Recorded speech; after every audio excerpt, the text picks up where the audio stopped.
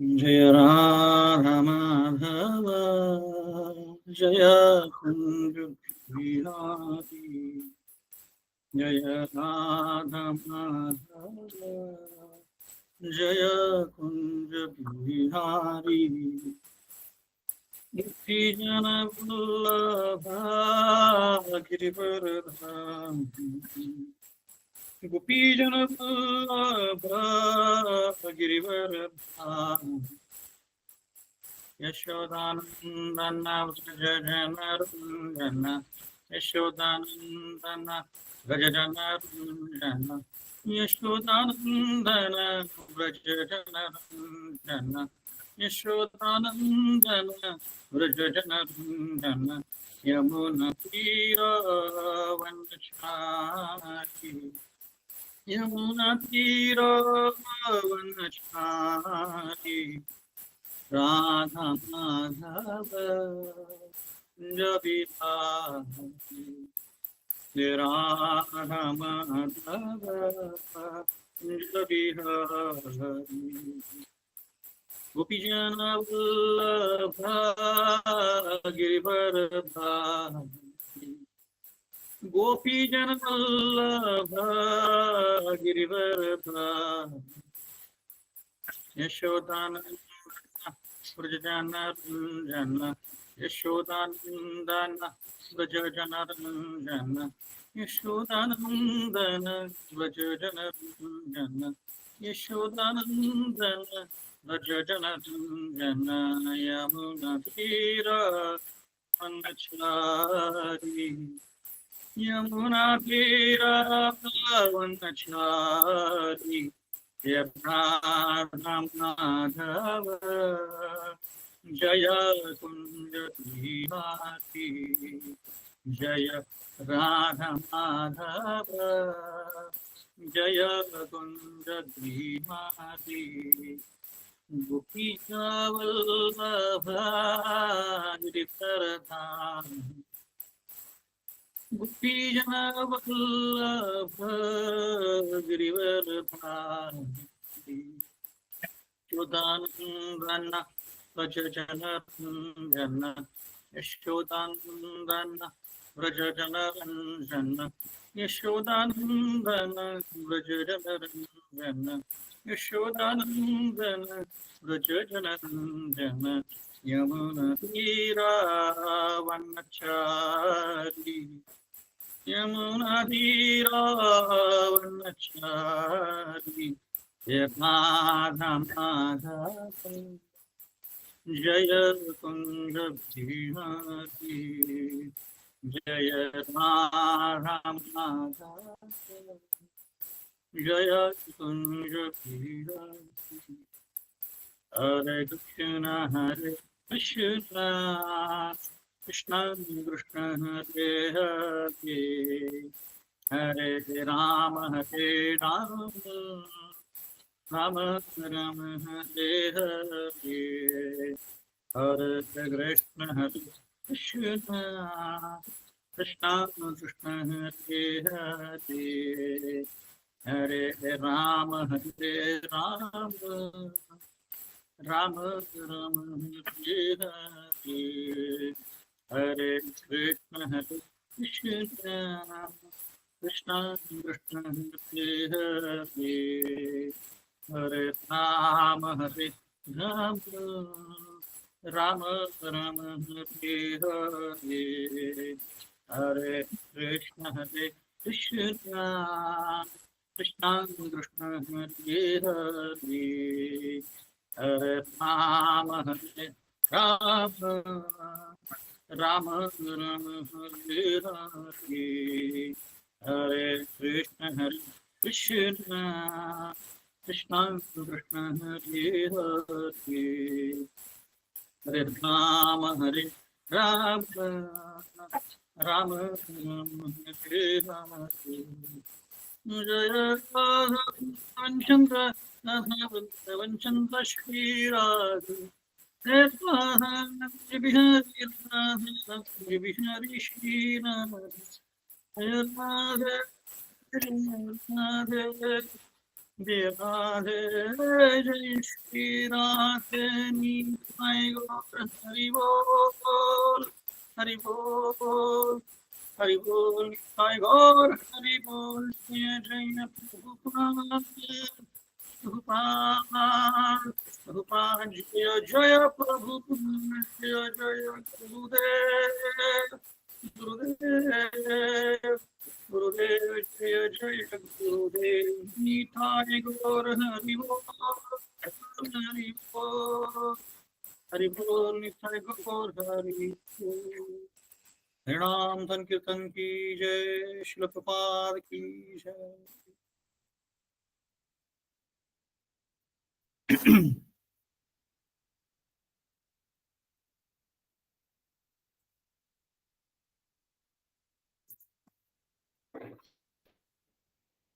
ओम ज्ञानतिमिरन्धस्य ज्ञानञ्जनशलाकया चक्षुरुन्मिलितं येन तस्मै श्रीगुरुवे नमः।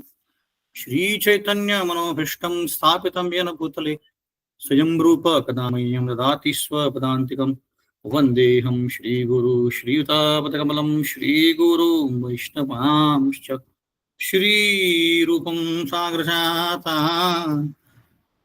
सहगण रघुनाथान्वितं तं सजीवम् साद्वैतं सावधूतं परिजनसहितं कृष्णचैतन्यदेवं श्रीराधा कृष्णपादान् सहगणललिता श्रीविशाखामृतांश नमो विष्णुपादाय कृष्णप्रेष्ठाय भूतले श्रीमते भक्तिवेदान्त स्वामिनीति नामिने। नमस्ते सारस्वते देवे गौरवाणी प्रचारणे निर्विशेषशून्यवादी पाश्चात्यदेशतारिणे। जय श्री कृष्ण चैतन्य प्रभु नित्यानंद श्री अद्वैत गदाधर शिवासादि गौर भक्तवृंद। हरे कृष्ण कृष्ण कृष्ण हरे हरे, हरे राम राम राम हरे हरे। मुखं करोति वाचालं पंगुं लंघयति गिरिं यत्कृपातमहं वन्दे श्रीगुरुदीनतारिणम्। हरे कृष्णा। तो हम लोग पहले भी भगवद गीता के श्लोक पढ़ेंगे 20 से 30 तक और उसके बाद फिर चर्चा को प्रारंभ करेंगे। तो मेरे साथ साथ बोलिए, अपने ही साइड बिना अनम्यूट किए। अथ व्यवस्थितान दृष्ट्वा धातराष्ट्रान कपिध्वज। मेरी आवाज सबको ठीक से आ रही है? एक कोई कंफर्म कर सकता है? यस प्रभु जी आ रही है। यस हरे कृष्ण प्रभु जी आ रही है। ओके। अथ व्यवस्थितान दृष्ट्वा धातराष्ट्रान कपिध्वज प्रवृत्ते शस्त्र संपाते धनुर्उद्यम्य पांडव ऋषिकेशं तदा वाक्यम इदम आहा महीपते।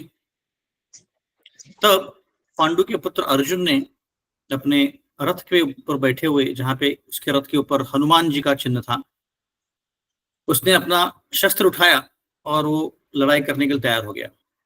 पर उसने कृष्ण को बोला कि धृतराष्ट्र की ये जो सेना है उसको मुझे देखना है, तो प्लीज मेरा रथ वहां पे आप लेके चलिए। अर्जुनवाच सेनयोरुभयोर्मध्ये रथं स्थापयाम्यच्युत यावत् एतन्निरीक्षेऽहं युद्धकामान् अवस्थितान् कैर्मया सह योद्धव्यम् अस्मिन् रणः समुद्यमे।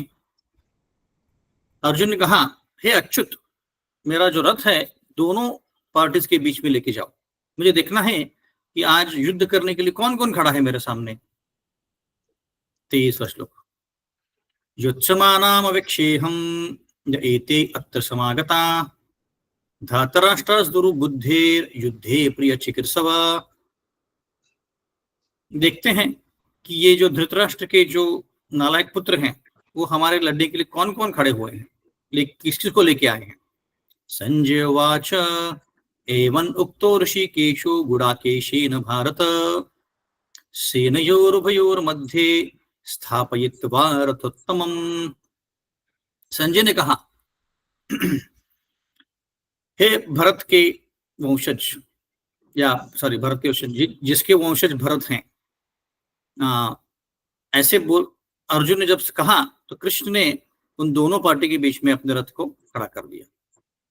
भीष्मद्रोणापमकथा सर्वेषां च महीक्षिताम् उवाच पार्थ पश्चेतान् समवेतान् कुरुन् इति। भीष्म, द्रोण, इनके सबके सामने कृष्ण ने बोला, देखो पार्थ, ये सारे जो कुरु यहाँ पे खड़े हैं, 26 श्लोक।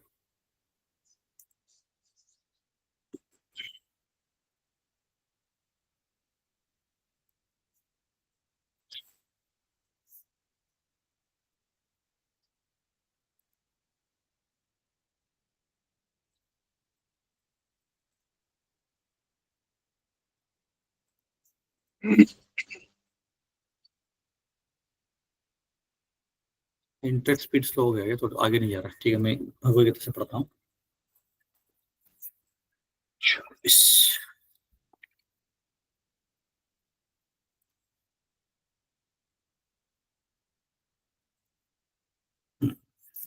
तत्र पश्चात् स्थितं पार्थ पितरम् अथ पितामहान् आचार्यान् मातुलान् भ्रात्रान् पुत्रान् पौत्रान् सखिंस्तथा स्वसुरान् सुहृदश्चैव सेनयोरुभयोरपि। दोनों पार्टियों के बीच में अर्जुन ने देखा कि उसके पिताजी के समान, दादाजी के समान, उसके गुरुवर्य, उसके चाचा, भाई, बेटे, पोते, मित्र और ससुर जी, ऐसे कई सारे उसके ऐसे लोग खड़े थे जो उसके रिलेटिव्स थे। 27 तान् समीक्ष्य कौन्तेय सर्वान् बन्धून् अवस्थितान् कृपया पर्याविष्टो विशदन् इदम् अब्रवीत्। जब कुंती पुत्र अर्जुन ने इन सबको देखा तो उसे बहुत दया आई और उसने कहा, अर्जुनवाच दृष्ट्वेमं स्वजनं कृष्ण युयुत्सं समुपस्थितं सिदन्ति मम गात्राणि मुखं च परिशुष्यति। अर्जुन ने कहा, हे कृष्ण, मेरे मित्र और नातेवाईक, रिलेटिव्स को देख के जो मेरे सामने ऐसे फाइटिंग करने के लिए खड़े हैं, मेरे जो अंग हैं वो कांप रहे हैं और मेरा जो मुख है वो सूख रहा है। 29 वेपतश्चु शरीरे मे रोमहर्षश्च जायते गांडीवं समस्ते हस्तात् त्वक् चैव परिधायते। मेरा शरीर पूरी तरह से कांप रहा है, मेरे जो बाल है वो खड़े हो रहे हैं और मेरा जो गांडीव है, शस्त्र, वो मेरे हाथ से निकल रहा है और मेरी जो त्वचा है वो जल रही है। लास्ट 30 श्लोक। न च शक्नोमि अवस्थातुं भ्रमतैव चैमना निमित्तानि च पश्यामि विपरीतानि केशव। मैं भी खड़ा नहीं हो पा रहा हूं, मैं खुद को भूल रहा हूं, मेरा जो मन है पूरी तरह से घूम रहा है। मुझे सिर्फ यहाँ पे सब अशुभ और अशुभ ही दिख रहा है। कृष्ण जिसने कि केशी को मारा था। हरे कृष्ण कृष्ण कृष्ण हरे हरे, हरे राम राम राम हरे हरे। तो हमने पिछली बार पिछले हफ्ते तो अपना सेशन नहीं हो पाया था क्योंकि मुझे कहीं और जाना पड़ा बाहर, पर हमने 21-22 श्लोक देखा था। तो अर्जुन कृष्ण को बोल रहे हैं कि अच्युत, मेरा जो रथ है दोनों पार्टीज के बीच में खड़े कीजिए, क्योंकि मुझे देखना है कि मेरे साथ फाइटिंग करने के लिए कौन कौन आया है। तो अभी यहाँ पे हम देख रहे थे कि अर्जुन की इच्छा थी कि कृष्ण को उन्होंने जाहिर किया कि मुझे देखना है कि मेरे सामने कौन कौन है। तो क्यों देखना है उनको? क्योंकि जैसे कोई खेल खेलता है या फाइटिंग करता है, जैसे अभी इंडिया पाकिस्तान युद्ध चल रहा था, तो एक दूसरे का जो शक्ति होता है उसको आजमाना होता है, तब फाइटिंग करने के लिए प्लान बना सकते हैं। तो वैसे ही अर्जुन को देखना था कि मेरे सामने कौन कौन खड़ा है और वो युद्ध के लिए क्यों खड़े हैं, ये उसको देखना था। उसको पता था कि मेरे पिताजी के समान, मेरे दादाजी के समान ऐसे बहुत सारे लोग हैं और जो खड़े हैं, पर फिर भी उसको एक बार युद्ध चालू होने के पहले देखना था, क्योंकि इसके पहले हमने देखा था कि शंख का ध्वनि हुआ है, दोनों साइड में शंख का ध्वनि हुआ है, और पांडवों के साइड भी और कौरवों के साइड भी। जब कौरवों के साइड की शंख ध्वनि हुई तो पांडवों के साइड में कुछ असर नहीं हुआ, पर जब पांडवों के साइड से जब शंख ध्वनि हुई तो कौरवों के साइड में सबके हृदय विदीर्ण हो गए। उसको इंग्लिश में बोलते कि देयर हार्ट्स वर शैटर्ड, मतलब वो डर गए सब लोग, है ना। तो ये हमने बैकग्राउंड में देखा है। तो उसके बाद अभी अर्जुन उसको पूछ रहे हैं। यहाँ पे अच्युत इस शब्द का यूज हुआ है कृष्ण के लिए। हाँ, तो अर्जुन बोल रहे हैं कि सेनयोर भयोर मध्य रथम स्थापयम में अच्युत। तो अच्युत का शब्द का अर्थ हमने देखा था कि जो कभी अपने भक्तों की मदद करने से चूकते नहीं हैं, उनको बोलते हैं अच्युत। और हमने कई सारे उदाहरण देखे थे पिछली बार कि कृष्ण ने कैसे अपने भक्तों को मदद किया था। एक हमने उदाहरण देखा था नरसिम्हा मेहता जी का, कि जो कृष्ण अपनी भक्ति में इतने मग्न थे कि उनकी बेटी की शादी के मौके के पर भी वो भागवत कथा में जाके बैठ गए। उनको याद ही नहीं कि बेटी की शादी है, पर कृष्ण भगवान खुद उनके घर पे आए नरसिंह मेहता बन के, और उन्होंने उनकी शादी कर दी, पूरे धूमधाम से कर दी। वो एक उदाहरण देखा था हमने। फिर माधवेंद्रपुरी का हमने उदाहरण देखा था कि माधवेंद्रपुरी कभी भी कोई किसी से चीज मांगते नहीं थे, जो भी उनको अपने आप से मिलता था उसको अजगर वृत्ति बोलते हैं, तो वही खाते थे। तो एक बार ऐसे ही वृंदावन में वो कथा कर रहे थे, कथा नहीं सॉरी भजन कर रहे थे, तो एक लड़के ने उनको मटका ला के दिया जिसमें दूध था, और फिर बाद में पता चला कि वो कृष्ण भगवान खुद ही थे। तो ऐसे हम कई उदाहरण देखते हैं। बांके बिहारी का भी हमने उदाहरण देखा कि बांके बिहारी जी एक व्यक्ति को उसके उसका एक श्रीमंत व्यक्ति होता है साहूकार, उसको ठग रहा होता है, तो उससे बचाते हैं क्योंकि वो व्यक्ति कृष्ण से मांगने जाता है। तो ऐसे कई सारे उदाहरण हैं। तो हमें सिर्फ एक्चुअली कृष्ण भगवान के समीप जाना है, जो भी हमें कठिनाई है, और उनसे मांगना है। किसी और से मांगने से अच्छा है कृष्ण भगवान से मांगे, क्योंकि कृष्ण भगवान ही सबके स्रोत हैं। कृष्ण भगवान भगवद गीता में बोल रहे हैं, अहम सर्वस्य प्रभु मत्ता सर्वम प्रवर्तते इति मत्वा भजन्ते माम बुधा भाव समन्विता, कि मैं ही सारे भौतिक और आध्यात्मिक जगत का स्रोत हूं। तो जो भी मांगना है हम कृष्ण भगवान से मांग सकते हैं। हम द्रौपदी का उदाहरण देखते हैं कि द्रौपदी को वस्त्रहरण करने का प्रयत्न किया गया बट द्रौपदी ने पुकारा, हे केशव हे माधव, और कृष्ण भगवान साड़ी के रूप में आ गए। फिर गजेंद्र को उदाहरण देखते हैं। गजेंद्र करके एक राजा था पहले के जीवन में उसके, और उसको एक मगरमच्छ ने पकड़ लिया था। तो 1000 साल तक उनकी फाइट चली, फिर भी वो फाइट खत्म नहीं हो रही थी, और बुरी तरह से घायल हो गया था गजेंद्र, और अभी मरने ही वाला था, तब उसने कृष्ण भगवान को पुकारा। तो फिर विष्णु भगवान आ गए और उन्होंने उनको बचा लिया। तो ऐसे हम कई उदाहरण देखते हैं। पांडवों का और दुर्वास मुनि का उदाहरण देखते हैं। दुर्वास मुनि एक बार दुर्योधन के कहने पे जंगल में चले आए जहां पांडव रह रहे थे और द्रौपदी को एक अक्षय पात्र दिया था सूर्य भगवान ने, ताकि वो उनके गेस्ट को खिला सके। तो उस अक्षय पात्र का एक विशेषता ये थी कि जब तक द्रौपदी खाती नहीं है उस प्लेट से, तब तक वो जितना चाहिए अन्न दे सकता था। तो उस दोपहर के समय ऐसे हुआ कि द्रौपदी ने अपना प्रसाद ले लिया था, और तब दुर्वास मुनि आ गए, और जब तक नेक्स्ट डे तक वापस वो अक्षय पात्र प्रसाद नहीं देता था। और अब सब लोग पांडु और जो दुर्वास मुनि हैं अपने साथ 10,000 भक्तों को लेके चलते हैं, उनके अनुयायी। अब 10,000 लोगों को कहां से खिलाएंगे, इनके पास कुछ है ही नहीं। तो दुर्वास मुनि ने बोला कि मुझे प्रसाद लेना है, तुम लोग रेडी करो, मैं नहा के आ रहा हूं। तो तब अभी पांडु सारे एकदम परेशान हो गए, पांडव लोग, कि क्या करेंगे अभी, क्योंकि दुर्वास मुनि जो हैं बहुत, अगर नाराज हो गए तो बहुत बड़ा श्राप दे सकते हैं, खुश हो गए तो अच्छे से आपको वर देंगे, पर नाराज हो गए तो बहुत बड़ा श्राप दे सकते थे। तो इसलिए सब लोग डर गए।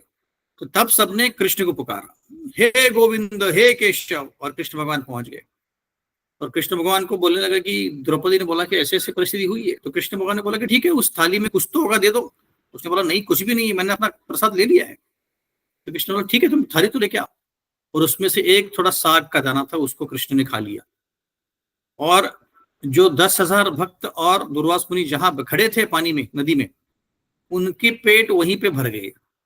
इसलिए एक श्लोक आता है भागवतम में, यस्मिन तुष्टे जगत तुष्टे।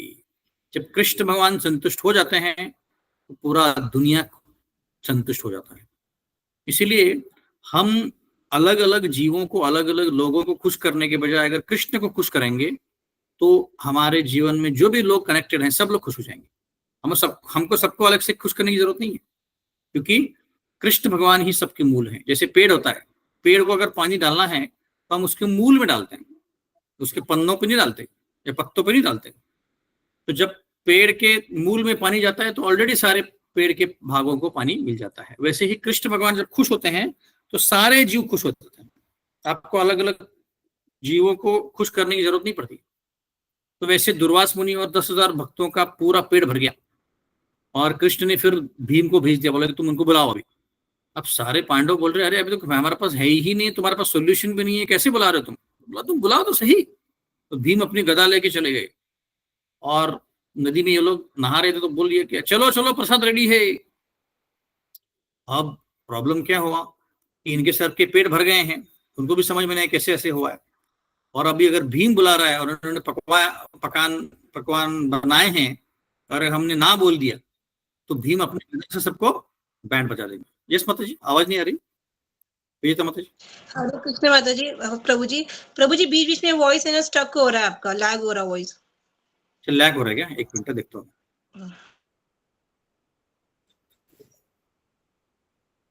मैं नेटवर्क चेक करके देखता हूँ, एक मिनट।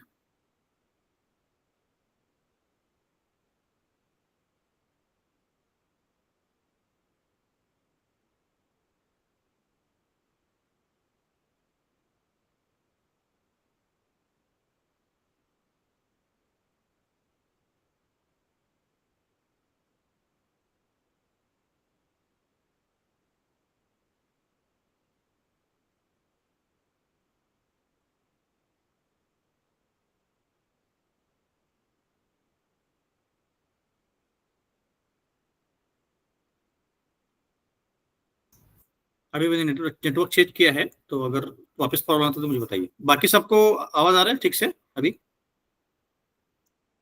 हाँ प्रभु जी आ रहा है। ओके, तो सबके पेट भर गए। अभी कैसे भीम को ना बोलेगी? भीम को ना बोल दिया तो अगर उस गदा से अपने को खत्म कर देगा या मार देगा, तो डर के वहां से वो भाग गए।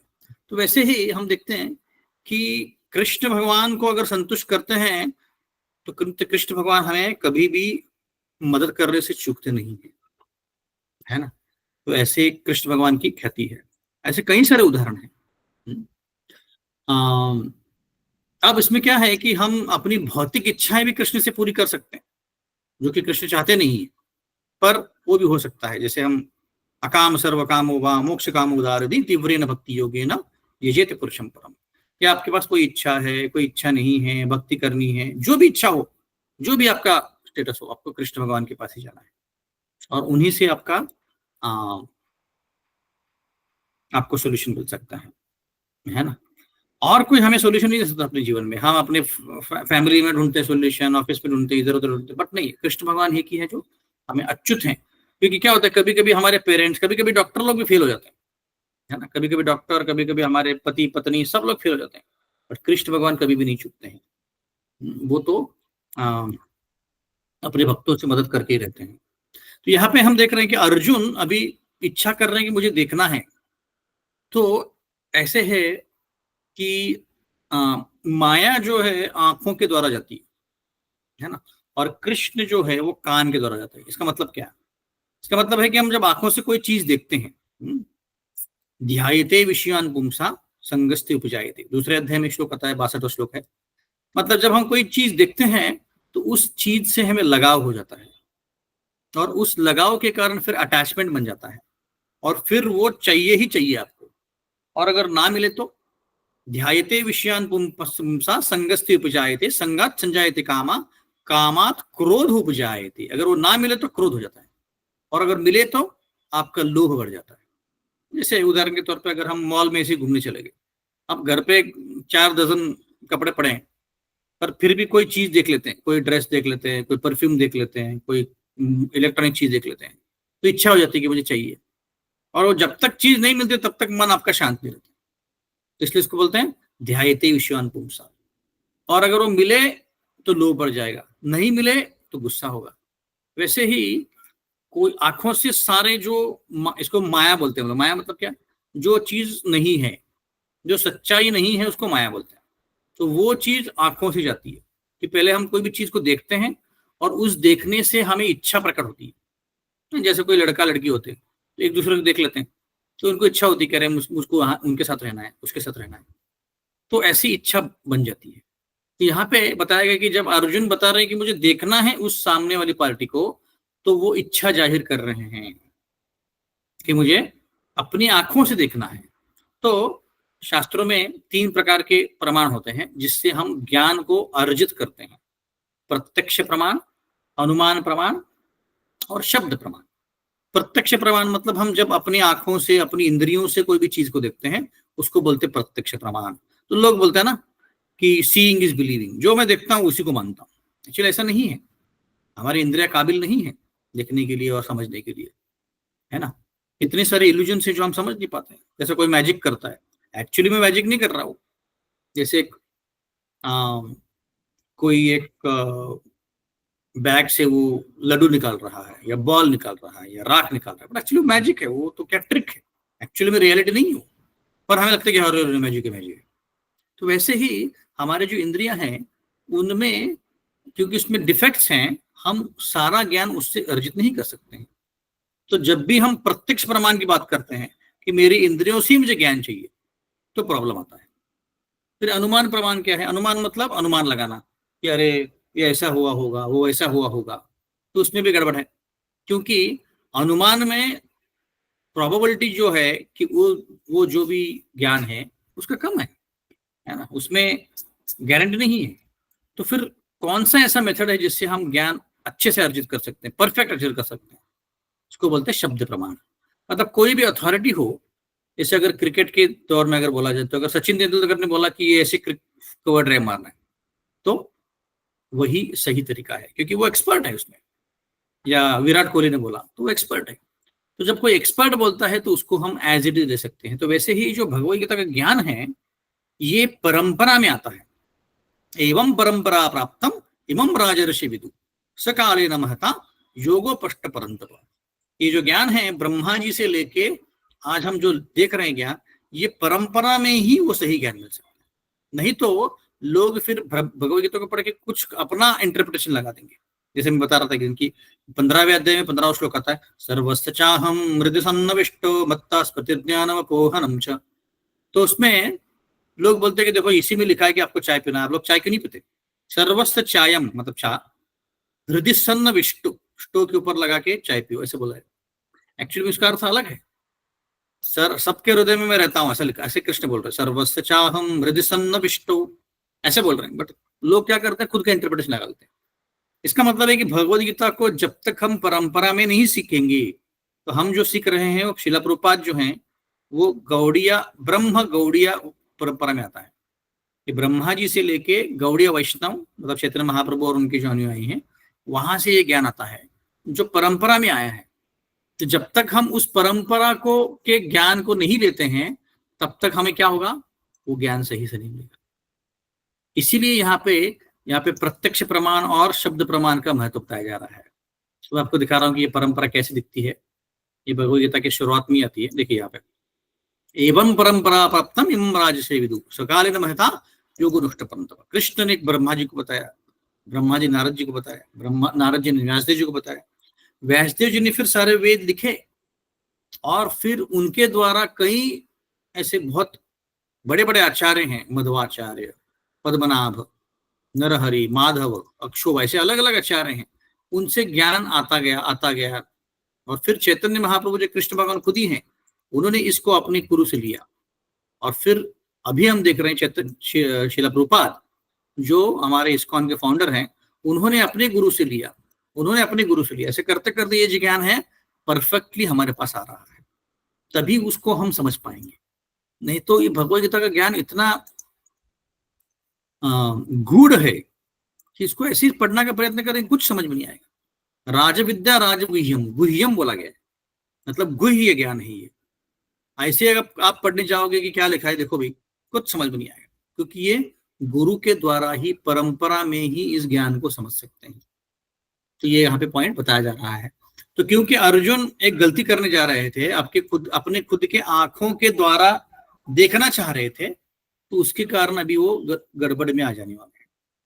वो अभी प्रॉब्लम में आने वाले हैं, जो हम अगले श्लोकों में देखने वाले हैं, है ना। तो यहाँ पे और एक चीज बहुत अच्छी से हम देख सकते हैं कि कृष्ण भगवान और उनके जो शुद्ध भक्त हैं उनके दरमियान बहुत सुंदर आदान प्रदान होता है। कृष्ण भगवान जो है अपने भक्तों को सर्व करना चाहते हैं और भक्त जो है कृष्ण को सर्व करना चाहते हैं, है ना। और उनमें होड़ लगी होती है कि कौन किसको सर्व करेगा, है ना। जैसे कृष्ण भगवान जब छोटे थे तो वृंदावन में नंद महाराज के शूज अपने सर के ऊपर पहन के उनको उनके शूज लेके आते थे। जब गोपियां बोलते थे कि कृष्णा नाच, नाचते थे कृष्ण भगवान। देखिए आप, पूर्ण पुरुषोत्तम कृष्ण भगवान जो पूरे ब्रह्मांड नायक हैं, सारे सृष्टि के कर्ता हैं, वो कोई चंग गोपियों के कहने से डांस कर रहे हैं। आप देखिए। और युधिष्ठिर महाराज जब युद्ध होने वाला था, युद्ध के पहले की बात है, युधिष्ठिर महाराज ने कृष्ण भगवान को बोला कि आप दूत बन के जाइए, शांति दूत बन के हस्तिनापुर जाइए और कौरवों को समझाइए। तो कृष्ण भगवान उनके कहने पे चले गए। हाँ, तो कृष्ण भगवान को अपने शुद्ध भक्तों के ऑर्डर्स लेना पसंद है। जैसे कोई छोटा बालक होता है 2-3 साल का, 4 साल का, वो अपने दादाजी को बोलते हैं कि दादाजी आप घोड़ा बन जाइए, मुझे बैठना है। और दादाजी कौन है? दादाजी बहुत बड़े मिनिस्टर हैं, बहुत बड़े अफसर हैं। तो वो उनको ऑफिस में कोई ऑर्डर देने के बजाय अपने पोते से ऑर्डर लेना ज्यादा अच्छा लगता है, ज्यादा पसंद करते हैं, क्योंकि वो नाता है, रिलेशनशिप है। वैसे ही कृष्ण भगवान को अपने भक्तों के साथ रिलेशनशिप रखना बहुत ज्यादा पसंद करते हैं। तो कोई ऑफिशियल रिलेशनशिप नहीं करना, हमको पर्सनल रिलेशनशिप ज्यादा अच्छा लगता है। इसलिए हम जब बोलते नंद नंदन, यशोदा नंदन, या राधानाथ, जब हम भक्तों के नामों के द्वारा उनको पुकारते हैं, यशोदा नंदन, नंद नंदन, या ऐसे नाम, है ना, देवकी नंदन, तो ऐसे नामों से वो ज्यादा खुश हो जाते हैं। पार्थ सारथी, जिनके सारथी बने, जिन पार्थ के सारथी बने, तो ऐसे नामों से ज्यादा खुश हो जाते हैं, क्योंकि उनके रिलेटिव के द्वारा बोला गया। जैसे अगर मैं आपको आपके बेटे के नाम से पुकारूं, है ना, तो आपको ज्यादा खुशी होगी, क्योंकि आपके बेटा बेटी के द्वारा हम पुकार रहे हैं, क्योंकि आपके लिए वो बेटा बेटी ज्यादा प्रिय है। तो ऐसे ही कृष्ण को ज्यादा पसंद है ऐसा। तो हम देखते थे कि आदान प्रदान जो है बहुत सुंदर आदान प्रदान है कृष्ण भगवान और उनके भक्तों के बीच में। और यही आदान प्रदान में जो रस है वही हम भक्ति में पाते हैं, और यही इस श्लोक में बताया जा रहा है। तुकाराम महाराज एक बार अपने देहू में थे, तो शिवाजी महाराज उनकी परीक्षा लेने के लिए आ गए। हम देखते हैं तुकाराम मूवी, आप देख सकते हैं, बहुत सुंदर मूवी है। तो उसमें शिवाजी महाराज तुकाराम महाराज को कई सारे भेंट दे देते हैं, कपड़े, ज्वेलरी वगैरह वगैरह। तो तुकाराम महाराज घर पे नहीं है, जो शिवाजी महाराज के जो ऑफिसर्स हैं वो उनको ज्वेलरी देने आए हैं, भेंट देने आए हैं। तो तुकाराम महाराज की जो पत्नी है और उनके जो बच्चे हैं वो उसको स्वीकार कर लेते हैं, और वो कपड़े और सारे ज्वेलरी पहन लेते हैं और बहुत खुश हो जाते हैं, क्योंकि उनके पास घर पे कुछ ज्यादा पैसा है ही नहीं, खाने के लिए पैसा नहीं। पर जब तुकाराम महाराज घर पे आते, देखते हैं कि अरे ये सब सोना वाना लेके आए, तो सोना वाना वो वापस कर देते हैं, बोलते हैं कि इस चीज का मुझे कोई काम नहीं, ये तो विष है, मेरे लिए विष है ये, तो सब कुछ लौटा देते हैं। तो शिवाजी महाराज जो बाहर से देख रहे थे, टेस्ट कर रहे थे, तो वो आ जाते, बोलते कि अरे वाह, ये क्या साधु व्यक्ति है, जिसको ऐसे भेंट पसंद नहीं है। तो उनके शरण चले जाते हैं और 2-3 दिन वहीं पर रहते हैं देहू में। और जब समझ में आता है मुगलों के कि यहाँ पे अभी शिवाजी महाराज आए हैं, तो फिर वो धावा बोल देते हैं अपनी पूरी शक्ति के साथ, क्योंकि शिवाजी महाराज के पास ज्यादा सैन्य नहीं था। और अभी ऐसा समय आता है कि उस सभा में जहाँ पे तुकाराम महाराज बैठे हैं, भजन कर रहे हैं, शिवाजी महाराज बैठे हैं, बहुत सारे भक्त बैठे हैं, अभी मुगल आके शिवाजी महाराज को पकड़ के लेके जाएंगे, ऐसा परिस्थिति आता है। तो तुकाराम महाराज बहुत गुस्सा हो जाते हैं, विट्ठल को पुकार के बोलते हैं कि अरे तुमने कैसे ऐसा परिस्थिति को आने दिया कि मेरे गेस्ट को, जो शिवाजी महाराज इतने उच्च कोटि के भक्त हैं और उच्च कोटि के राजा हैं, उनको इतनी तकलीफ कैसे हो सकती है तुम्हारे कारण। ऐसे वो विट्ठल को पुकारते हैं और बहुत आतुरता से और बहुत इंटेंसिटी से भगवान को पुकारते हैं।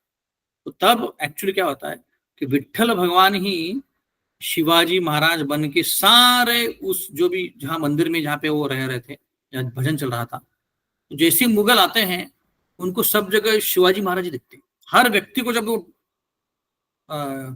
पकड़ने जाते हैं तो वहां पे उनको शिवाजी दिखते हैं, तो वो कंफ्यूज होकर वहां से निकल जाते हैं, तो उनको शिवाजी को पकड़ ही नहीं पाए।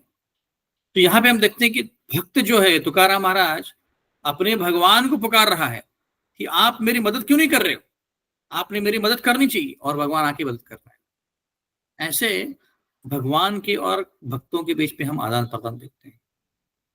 ऐसे कई सारे उदाहरण हैं।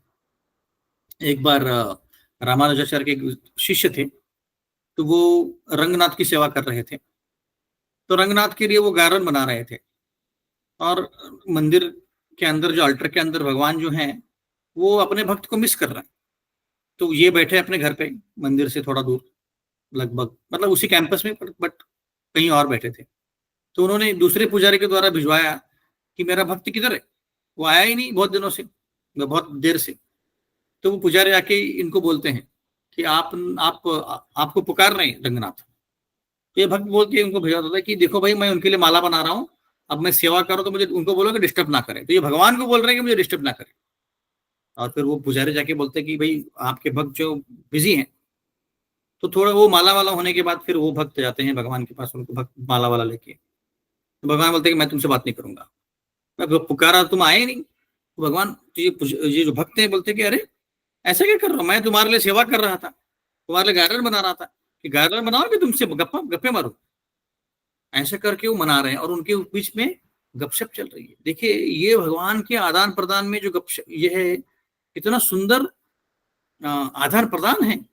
तो हम भी, आप ध्यान से सुनिए मैं क्या बोल रहा हूं, हम भी ऐसे भगवान से आदान प्रदान कर सकते हैं।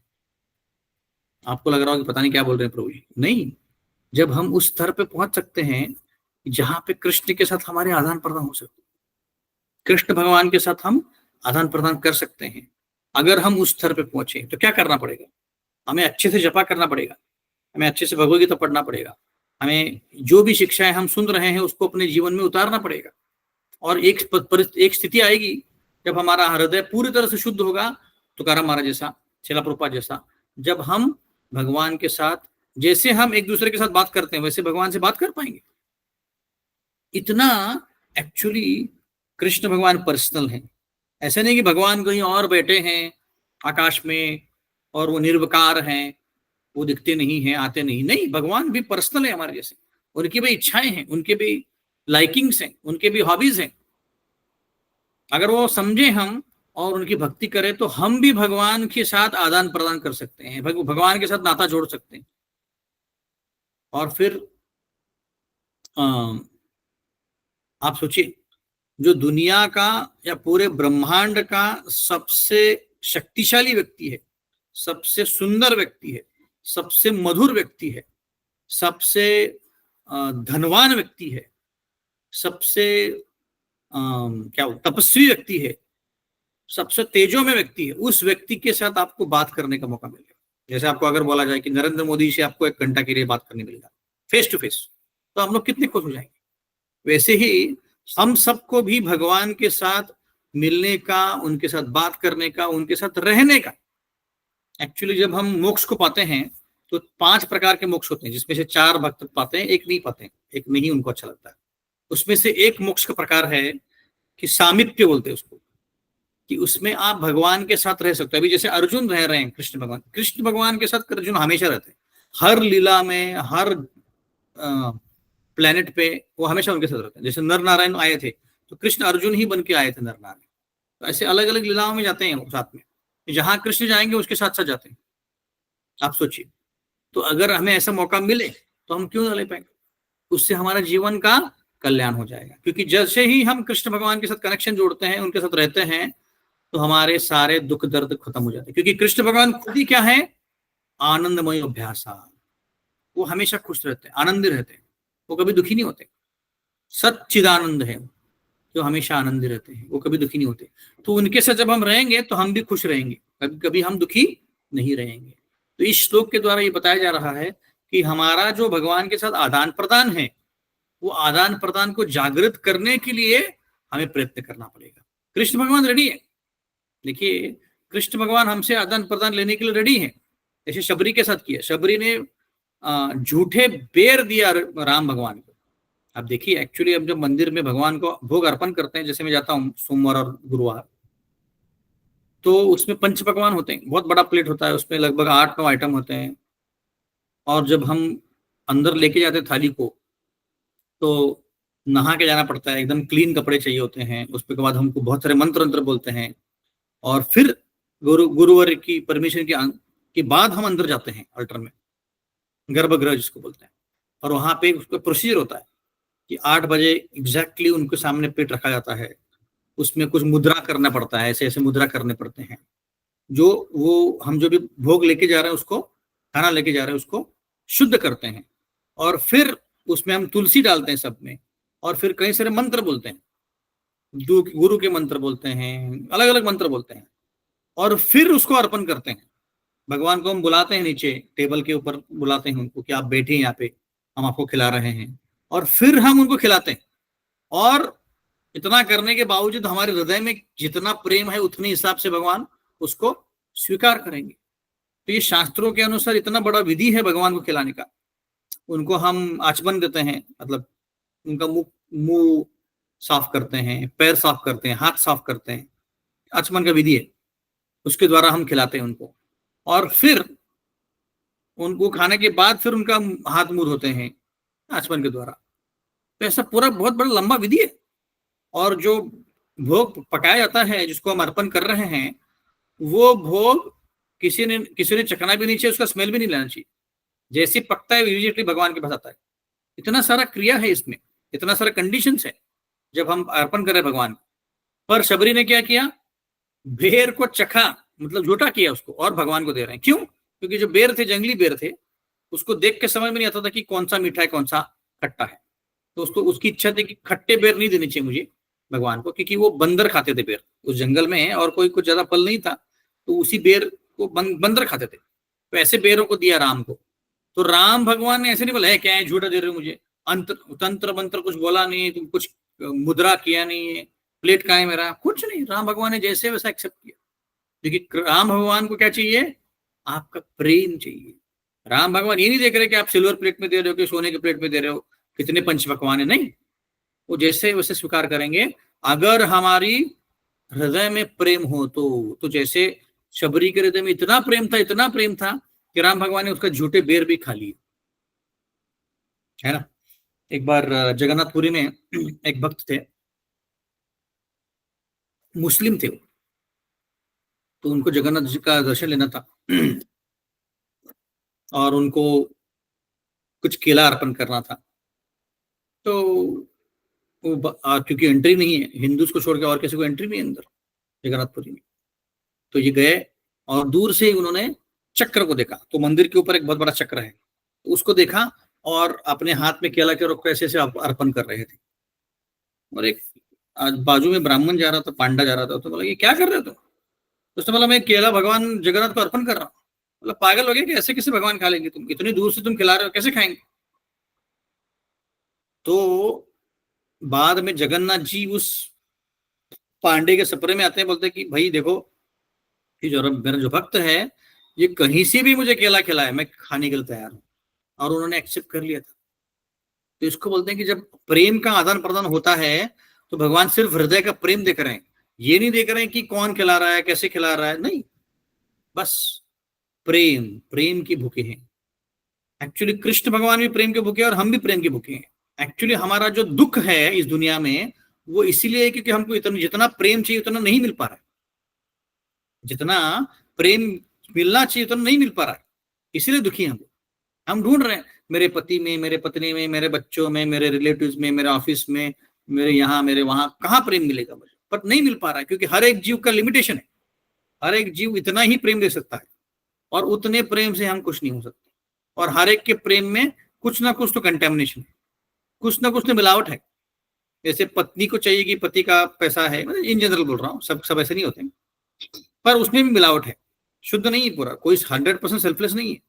और उसके कारण हम क्या है, सुखी नहीं हो पा रहे हैं। पर कृष्ण भगवान एक ही हैं जिनसे हमें अनकंडीशनल सेल्फलेस प्रेम मिल सकता है, और इतनी मात्रा में मिल सकता है कि व्यक्ति पूरी तरह से तुष्ट हो जाए। उसमें कोई तुष्टि का कारण, इनिशियली ये सारे जो आचार्य हैं, तुकाराम महाराज, शिला प्रभुपाद, इतने सारे बड़े बड़े आचार्य कृष्ण के पीछे और भगवान के पीछे कितने क्यों पागल हैं? गोपियां देखिए अब कृष्ण के पीछे पागल है, क्योंकि उनसे इतना प्रेम मिलता है, उतना प्रेम मिलता है, इतना आनंद मिल रहा है, और कोई चीज में नहीं मिल रही। ऐसा बोला जाता है कि आध्यात्मिक चीजों में जो आनंद है, जब हम कीर्तन करते हैं, भगवद गीता पढ़ते हैं, भगवान का नामस्मरण करते हैं, अभी हमारा इनिशियल स्टेज है, तो हमें और समय लगेगा हमें वो आनंद को लूटने के लिए। पर जब वो स्टेज आएगा कि हम जब आनंद लूट रहे हैं, वो ऐसा आनंद है कि अगर भौतिक आसक्तियों से, भौतिक एंजॉयमेंट से जो आनंद मिलता है, वो एक पूरे समंदर का एक बूंद है। और आध्यात्मिक आनंद जो है भगवान की सेवा करने से मिलता है, भगवान की अलग अलग क्रिया करने से मिलता है, वो पूरे समंदर का पानी है। इतना डिफरेंस है दोनों के बीच में, आप सोचिए। तो ये जो आनंद है, उस आनंद के पीछे हम भागना चाहिए। ऐसा नहीं कि हम भौतिक चीजों के पीछे भागे। भौतिक चीजों में जो आनंद है वो बहुत टेम्पररी है, उसमें आज है कल नहीं, कल है परसों नहीं, इतना टेम्पररी है ना। और वही चीज जो आपको आनंद देने वाली है, आपको दुख देती है। जैसे पति पत्नी या बच्चे हैं, जब हम सोचते हैं कि मैं शादी कर लेता हूं और मैं खुश हो जाऊंगा, तो क्या होता है, वही पति या वही पत्नी जो आपको खुशी देने वाली थी या देने वाला था, वही व्यक्ति दुख दे रहा है ना। आप बोलेंगे नहीं प्रभु जी, कभी खुशी कभी गम। हाँ, कभी खुशी कभी गम, पर वही चीज आपको दुख दे रही है ना। बच्चे हो या कोई भी हो, इस दुनिया में जो भी आपके आसपास है, वो आपको दुख देने के लिए है। सुख भी है, बट सुख का मात्रा बहुत कम है। तो कहने का तात्पर्य यह है कि आप भगवान अर्जुन के साथ जो आदान प्रदान कर रहे हैं, हम भी ऐसा आदान प्रदान कर सकते हैं जब हम भक्ति करेंगे। नरसिंह मेहता के साथ जैसे आदान प्रदान किया, उनके घर में जाके उनकी बेटी की शादी कराई नरसिंह मेहता बन के, या माधवेंद्र पुरी के हाथ में दूध का मटका दे दिया, या द्रौपदी का पुकार सुन के उनको दुर्वास मुनि से बचाने के लिए आ गए, बाकी बिहारी के रूप में एक ब्राह्मण को बचा लिया। वैसे भी हमारा साथ भी हो सकता है, अगर हम तीव्रेन भक्ति योगेन भक्ति करें और भगवान के शरण चले जाए। भगवान बोल रहे हैं, सर्वधर्मान परित्यज्य मामेकं शरणं व्रज अहम त्वं सर्व पापेभ्यो मोक्षाय मा शुच। सारे धर्मों को छोड़ दो। तो जब हम धर्म बोल रहे हैं, तब ये हिंदू मुस्लिम की धर्म की बात नहीं कर रहा। हमारा पति धर्म, पत्नी धर्म, बेटे का धर्म, पिता का धर्म, ऑफिस का धर्म, इसको त्याग कर दो। त्याग कर दो मतलब क्या, कि उसके ऊपर निर्भर मत रहो।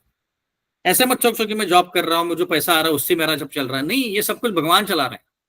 भगवान चाहे तो हमें करोड़पति बनाए, अरबपति बनाए, चाहे तो हमें कंगाल बनाए, भगवान के हाथ में। तो कृष्ण भगवान के ऊपर विश्वास होना चाहिए कि हमारे लिए वो सब अच्छा ही करेंगे, और उनकी भक्ति करते जाना है, करते जाना है, जपा करना है। तो हमारे लिए एक सिंपल फॉर्मूला है कि रोज 10-15 मिनट आप भगवान का नामस्मरण करो। हरे कृष्णा कृष्णा कृष्ण हरे हरे, हरे राम राम राम हरे। कुछ कुछ भक्त कर रहे हैं ऑलरेडी, जो नहीं कर रहे हैं वो एक 10 मिनट भगवद गीता पढ़िए, 10 मिनट क्लास सुनिए कोई भी, और धीरे धीरे उसको बढ़ाते जाइए। जैसे कोई छोटा बालक होता है, वो जैसे बड़ा होता है उसका खाना बढ़ता है, ऐसा नहीं कम हो जाता है। वैसे हमें धीरे धीरे उसको बढ़ाना है।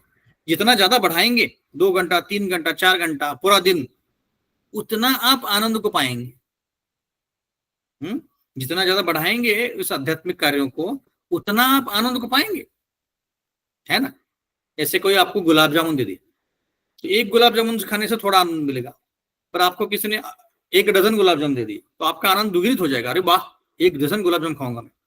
तो ऐसे वैसे ही जितना हम आध्यात्मिक कार्य करेंगे, भगवद गीता ज्यादा पढ़ेंगे, भागवतम पढ़ेंगे, श्लोका पढ़ेंगे, जपा करेंगे, जितना ज्यादा होगा एक्टिविटी, हमारा हृदय साफ होते जा रहा है। भगवान यहाँ पे अंदर बैठ के नोती बोल रहे हैं, सर्फ एक्सेल लेके उसको साफ कर रहे हैं। भगवान क्या साफ कर रहे हैं, काम क्रोध मद मोह मत्सर, ऐसे 6 प्रकार के अनर्थ हैं, उसको साफ कर रहे हैं। जब वो पूरी तरह से शुद्ध हो जाएगा, तो हम भगवान से अच्छी से भक्ति कर पाएंगे, और जो आनंद है हमें मिलेगा।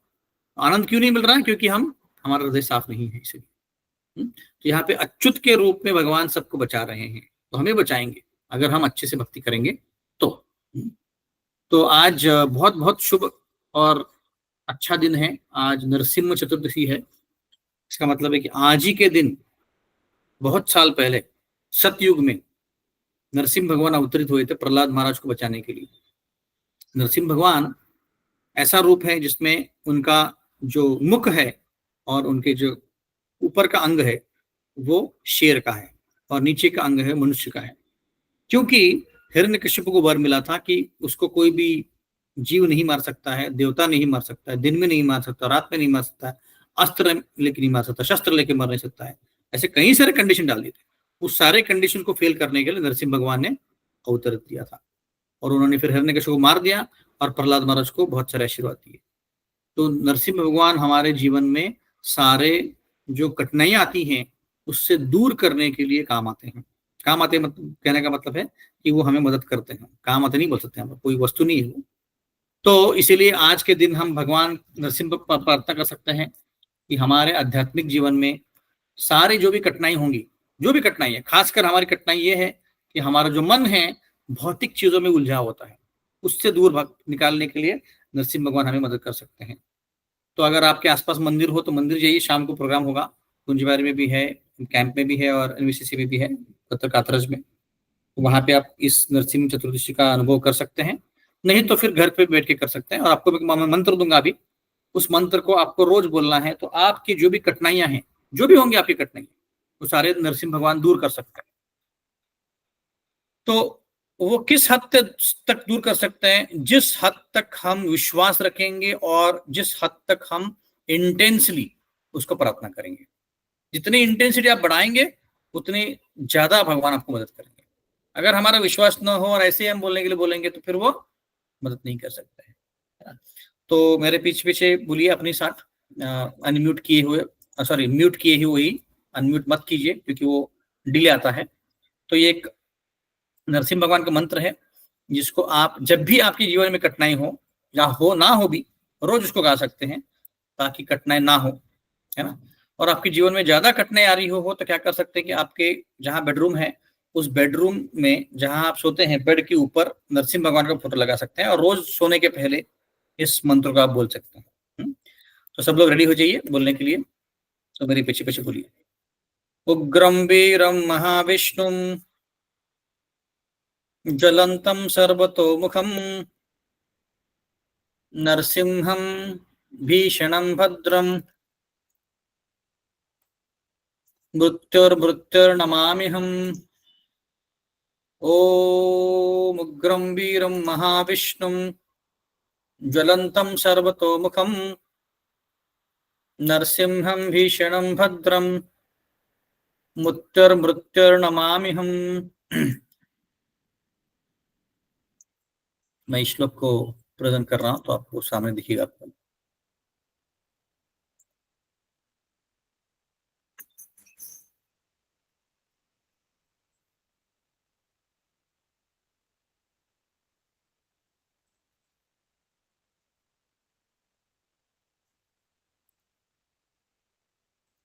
यहाँ आपको श्लोक दिख रहा है तो उसके पीछे पीछे मेरे पीछे पीछे बोलिए।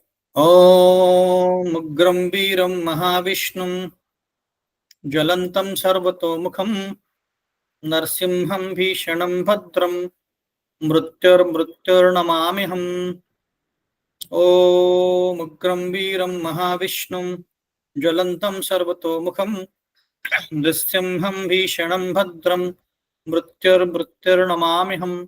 ओम उग्रं वीरं महाविष्णुं ज्वलन्तं सर्वतोमुखं नरसिंहं भीषणं भद्रं मृत्युर्मृत्युर्नमाम्यहम्। ओम उग्रं वीरं महाविष्णुं ज्वलन्तं सर्वतोमुखं नरसिंहं भीषणं भद्रं मृत्युर्मृत्युर्नमाम्यहम्। ओम उग्रं वीरं महाविष्णुं ज्वलन्तं सर्वतोमुखं नरसिंहं भीषणं भद्रं मृत्युर्मृत्युर्नमाम्यहम्। ओम उग्रं वीरं महाविष्णुं ज्वलन्तं सर्वतोमुखं नरसिंहं भीषणं भद्रं मृत्युर्मृत्युर्नमाम्यहम्। लास्ट बार बोलेंगे। ओम उग्रं वीरं महाविष्णुं ज्वलन्तं सर्वतोमुखं नरसिंहं भीषणं भद्रं मृत्युर्मृत्युर्नमाम्यहम्। मैं शेयरिंग बंद कर रहा हूं, आपको अगर स्क्रीनशॉट ले सकते हैं। तो उसके आखिर में बोलते हैं ओम जय नरसिंहा श्री नरसिंहा जय जय श्री नरसिंहा। प्रहलादेश जय पद्मा मुख पद्मा भृंगा, ऐसे बोल के हम उस मंत्र को खत्म कर सकते हैं। तो आप 11 बार, 108 बार, 1000 बार, जितना आपके पास समय है उतना बोल सकते हैं। जो भी आपकी कठिनाइयां हैं, जैसे आपके घर में कोई छोटा बच्चा है या रिलेटिव्स है, जो भी जिसको भी प्रोटेक्ट करना चाहते हैं, उसके नाम के आगे ये आप मंत्र को आप बोल सकते हैं और उनकी जो भी कठिनाइयां हैं उसको दोहरा सकते हैं। भगवान आपको पक्का मदद करेंगे। ऐसे कई सारी घटनाएं हैं जिसमें हम देख सकते हैं। हमारे पास समय नहीं है, पर जब समय मिलेगा आगे तो हम चर्चा करेंगे कि नरसिंह भगवान ने ऐसे कई सारे भक्तों को बचाया है घटनाओं से। 1970 में जब मायापुर मंदिर में हमारे भक्त मंदिर बांध रहे थे, तो कई सारे मुस्लिम लोगों ने उनके ऊपर अटैक किया था। तो उस अटैक को बचाने के लिए श्रील प्रभुपाद ने नरसिंह भगवान वहाँ पे स्थापित किए हैं। और जब से वो नरसिंह भगवान स्थापित हुए हैं 1970-75 के बाद, एक बार भी उस मंदिर पे अटैक नहीं हुआ। तो बहुत शक्ति है।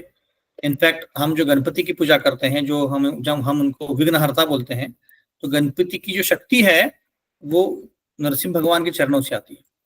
गणपति जी नरसिंह भगवान की पूजा करते हैं, तो इसलिए जो मूल स्रोत है उनको हम आरती कर सकते हैं, पूजा कर सकते हैं। जो कोई भी नया काम चालू करना है, कोई भी आपकी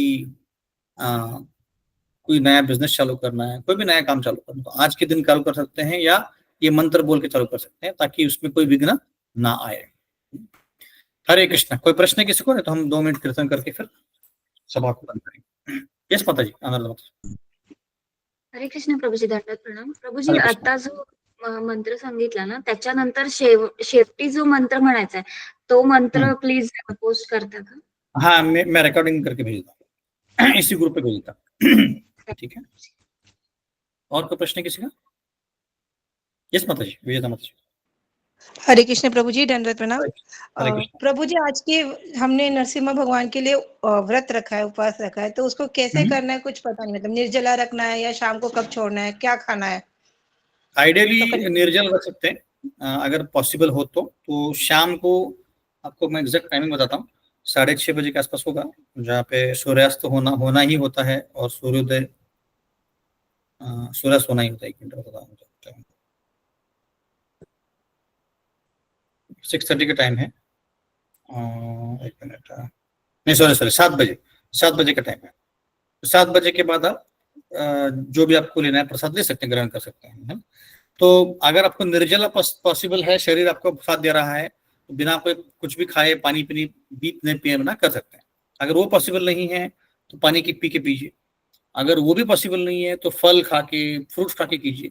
वो भी पॉसिबल नहीं है तो एकादशी का कुछ भी खा सकते हैं, जैसे वरई हो या साबुदाना हो। अब वो भी पॉसिबल नहीं है ना, तो फिर मुश्किल है। कम से कम इतना तो हम कर सकते हैं, है ना? तो इतना हम शाम तक कर सकते हैं। यस माता जी। और प्रभु जी, 7 बजे के बाद हमने एकादशी का प्रसाद लेना है या अनाज खाना है? नॉर्मल अनाज खा सकते हैं। 2 ही फेस्टिवल्स के दिन हम एकादशी का प्रसाद लेते हैं, वो है गौर पूर्णिमा और जन्माष्टमी। बाकी सारे फेस्टिवल्स में हम नॉर्मल प्रसाद ले सकते हैं। ठीक है, यस, थैंक यू प्रभु जी। हरे कृष्ण, दंडवत प्रणाम। हरे कृष्ण। और अगर कोई ऐसा है कि जिसने आज उपवास नहीं रखा है, सुबह ब्रेकफास्ट कर लिया हो, अब इसके बाद कर सकते हैं। इसके बाद आप उपवास कर लीजिए 7 बजे तक, दैट्स आल्सो फाइन। और अगले टाइम से कर सकते हैं। यस पद्मा जी। हरे कृष्णा प्रभु जी। प्रभु जी, तो मायापुर से हम नरसिंह कवच लेके आते हैं ना, तो वो सिर्फ जो 4 नियमों का पालन करते हैं वही पहन सकते हैं या और किसी को भी दे सकते हैं? ये 4 नियमों का पालन वही कर सकते हैं। ओके प्रभु जी। ठीक है, ओके ओके। तो हम 1-2 मिनट कीर्तन करेंगे और उसके बाद फिर सेशन को बंद करेंगे। पहले एक नरसिंह आरती गाते हैं, फिर उसके बाद 2 मिनट कीर्तन करेंगे। नमस्ते नरसिंहाय, नमस्ते नरसिंहाय, प्रह्लाद लाद दाहि, हिरण्यकशिपूर्वक्षः शीलटङ्कदखालय, पित्रो नरसिंहा परतो नरसिंहा, पित्रो नरसिंहा परतो नरसिंहा, इतो नरसिंहा परतो नरसिंहा, इस्तो यत्तो यामि ततो नरसिंहा, वही नरसिंहा, उदये नरसिंहा, बहे नरसिंह हृदय नरसिंह, बहे नरसिंह हृदय नरसिंह, नृसिंह मम शरणं प्रपद्ये। तव कर कमलावलेन अद्भुत श्रृंगार, दलिता हिरण्यकशिपु तनुरूपा, केशवगीता नरहरि रूपा, जय जगदीश हरे, जय जगदीश हरे, जय जगदीश हरे। केशवगीता नरहरि रूपा, जय जगदीश हरे, जय जगदीश हरे, जय जगदीश हरे। जय नरसिंह देव, नरसिंह देव, नरसिंह देव, जय नरसिंह देव। प्रहलाद महाराज, प्रहलाद महाराज, प्रहलाद महाराज, जय प्रहलाद महाराज। सर्व विघ्ननाश भगवान की जय। भक्त श्रोमणि प्रहलाद महाराज की जय। हरे कृष्ण हरे कृष्ण कृष्ण कृष्ण हरे हरे, हरे राम हरे राम, हरे हरे, हरे कृष्ण हरे कृष्ण कृष्ण हरे हरे, हरे राम हरे राम, राम हरे हरे, हरे कृष्ण हरे कृष्ण कृष्ण कृष्ण हरे हरे, हरे राम हरे राम, राम राम हरे हरे, हरे कृष्ण कृष्ण कृष्ण हरे हरे, हरे राम राम राम हरे हरे, हरे कृष्ण कृष्ण कृष्ण हरे हरे, हरे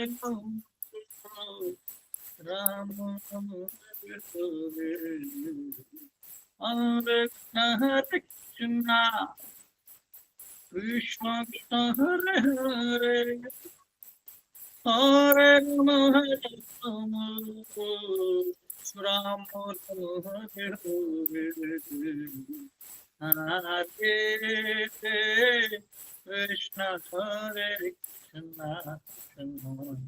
कृष्ण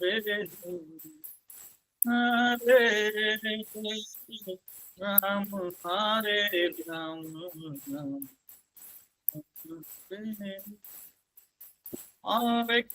हरे कृष्ण कृष्ण कृष्ण हरे हरे, हरे राम हरे राम, राम हरे हरे, हरे कृष्ण कृष्ण कृष्ण हरे हरे, हरे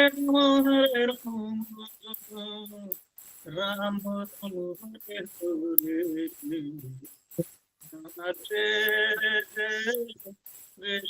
हरे कृष्ण हरे कृष्ण कृष्ण हरे हरे, हरे राम हरिनाम संकीर्तन की जय, श्रील प्रभुपाद की जय। हरे कृष्ण। बहुत धन्यवाद जुड़ने के लिए। धन्यवाद।